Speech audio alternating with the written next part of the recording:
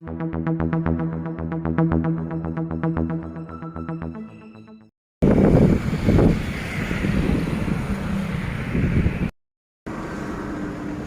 మనం కొన్ని వార్తాపత్రికల్లో చూస్తున్నాం, జనసేన అధ్యక్షుడు పిచ్చి పచ్చిన మదమెక్కిన ఏనుగు మాదిరి ప్రవర్తిస్తున్నాడు.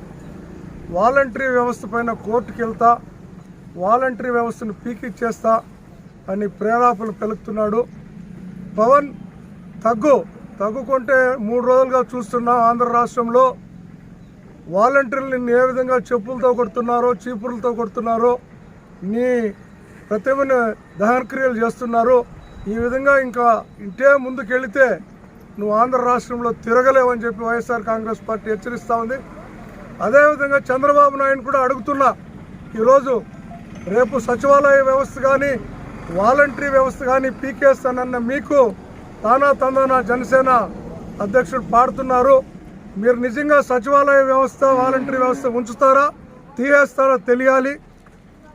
మీ జోడి మీ దత్తపుత్రుడు పవన్ కళ్యాణ్ అయితే నేను కోర్టుకు వెళ్తా, వాలంటరీ వ్యవస్థ నాశనం చేస్తా అని చెప్పి కంకణం కట్టుకొని ప్రెస్ స్టేట్మెంట్ ఇచ్చాడు. దీనికి చంద్రబాబు నాయుడు కూడా సమాధానం చెప్పాల్సి ఉంటుంది. ఎందుకంటే ఆంధ్ర రాష్ట్రంలో ప్రియతమ నేత జగన్మోహన్ రెడ్డి గారు వచ్చిన తర్వాత సచివాలయ వ్యవస్థ వాలంటరీ వ్యవస్థ 2 కళ్ళుగా తీసుకొచ్చి ఈరోజు ప్రతి 2000 కుటుంబాలకు ఒక సచివాలయాన్ని ఏర్పాటు చేస్తూ ప్రతి 50 కుటుంబాలకు వాలంటీర్ని ఇస్తూ ఈరోజు ప్రగతి పదంలో ఆంధ్ర రాష్ట్రం ఉంది. దీని కేంద్ర ప్రభుత్వం కూడా మన వైపు చూస్తూ ఉంది. అనేక రాష్ట్రాలు, పక్క రాష్ట్రాలైనటువంటి తమిళనాడు, కర్ణాటక, ఒరిస్సా, తెలంగాణ, పాండి, కేరళ, ఇలా చెప్పుకుంటూ పోతే అనేక రాష్ట్రాలు మన వైపు చూసి సంక్షేమాలు తీసుకోవాలి, వాలంటరీ వ్యవస్థ బాగుందని చెప్పేటువంటి ప్రభుత్వాలను చూస్తున్నాం. ఈ పిచ్చి పట్టిన పవన్ కళ్యాణ్కి మీరందరూ కూడా ప్రజలు తగిన విధంగా బుద్ధి చెప్పాలి.